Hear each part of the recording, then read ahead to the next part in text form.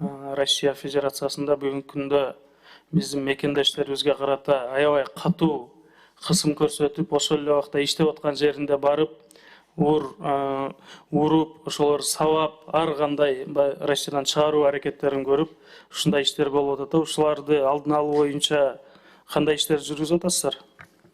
Ошо миграциялык мыйзамдар катууланды. Себеп өзүңөр жакшы билесиңер, 2024 жылы Россия Федерациясында бир топ террордук акттар болгон.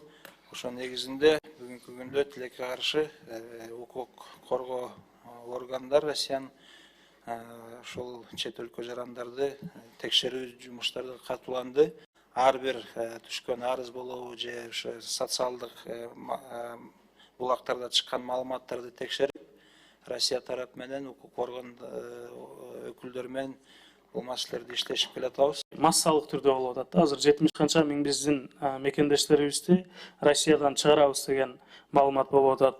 Ошол эле убакта баягы мыйзамдар жалпысына кабыл алды деп атабыз. Биз болсо булар менен Бажы союзунда, уюмунда биргебиз.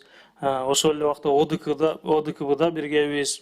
Анан стратегиялык өнөктөшпүз дейбиз, жакын доспуз дейбиз. Анан кийин мындай жасап аткан мамилеси бул өтө туура эмес болуп атат. Ошол себептен бул боюнча мамлекеттик деңгээлде иштерди алып барып, ушу жарандарыбызга жеңилдик шарттары түзүп берсеңиздер.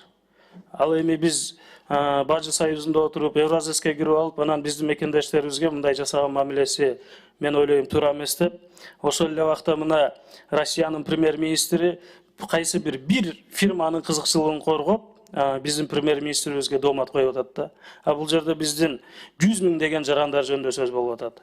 Ушул боюнча мен чакырам, мындай чечкиндүү, конкреттүү иштерди алып барсаңыздар, ушуларга жеңилдиктерди түзүү боюнча, ушул биздин жарандарыбыз ушул союздун алкагында кайсы бир жеңилдиктерди алып барып, ушуларга шарт түзүп берүү боюнча мамлекеттик саясат, мамлекеттик деңгээлде иштерди алып барсаңыздар. Чоң рахмат.